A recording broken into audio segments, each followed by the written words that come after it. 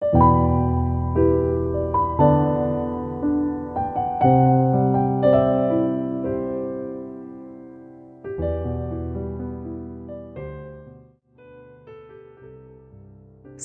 setia Gowori yang dikasihi Tuhan, Shalom. Hari ini adalah Rabu 28 Juni 2023. Kita bersama-sama memperingati Santo Irenaeus, uskup dan martir.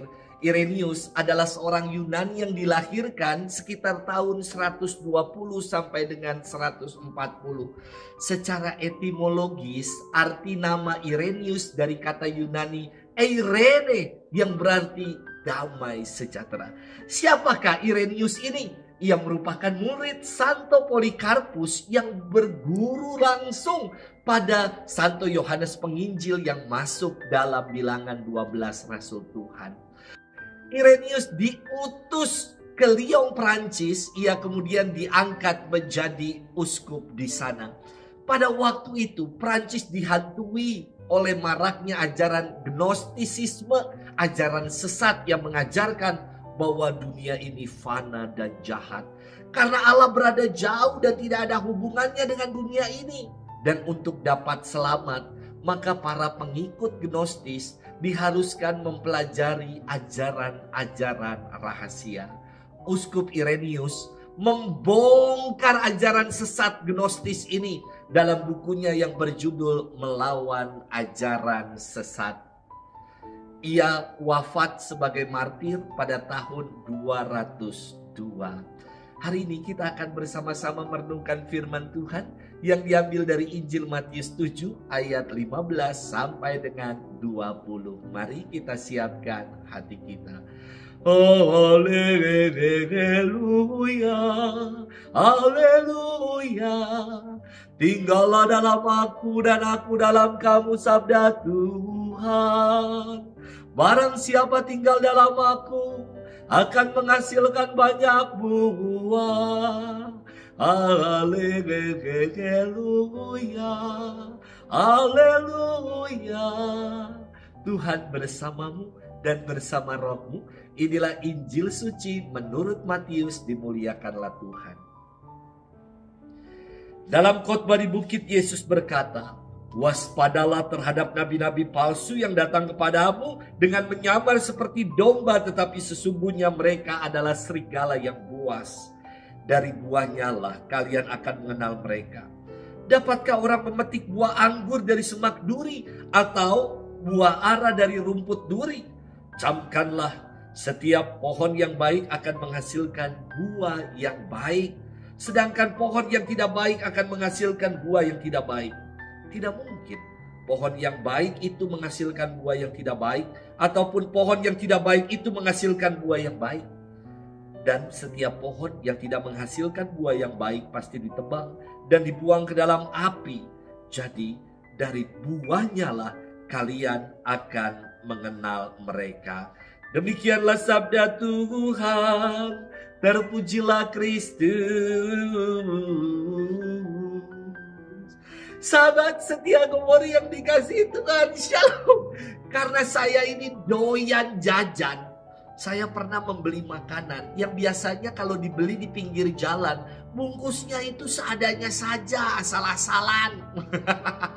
Tetapi kini makanan itu dijual di toko yang bungkusnya bagus sekali, rapi dan nampak elegan. Wah, elah.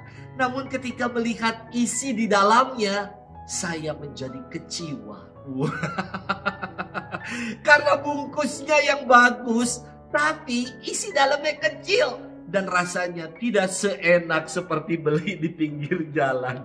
Sahabat setia Gowori yang dikasihi Tuhan, ada dua istilah dalam bahasa Indonesia yang ternyata menunjuk pada sabda Yesus hari ini. Pertama adalah istilah serigala berbulu domba dalam bahasa Indonesia.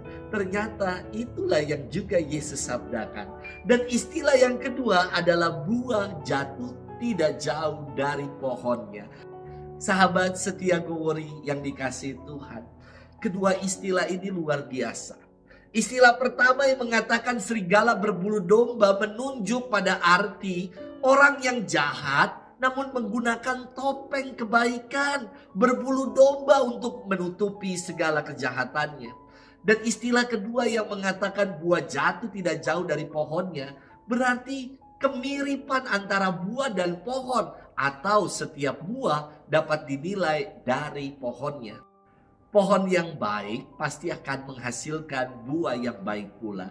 Dalam khotbah di bukit, Yesus berfirman, waspadalah terhadap nabi-nabi palsu yang datang kepadamu dengan menyamar seperti domba, tetapi sesungguhnya mereka adalah serigala yang buas.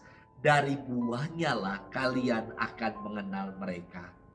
Sabda Yesus ini mengajak kita untuk waspada terhadap segala kepalsuan yang berselubung dengan kebaikan. Padahal di dalamnya dipenuhi dengan kebusukan, dengan kejahatan. Di masa ini, kebenaran terkadang dipelintir oleh agenda-agenda pribadi sehingga orang menjadi bingung mana yang benar. Yesus bersabda, setiap pohon yang tidak menghasilkan buah yang baik pasti ditebang dan dibuang ke dalam api.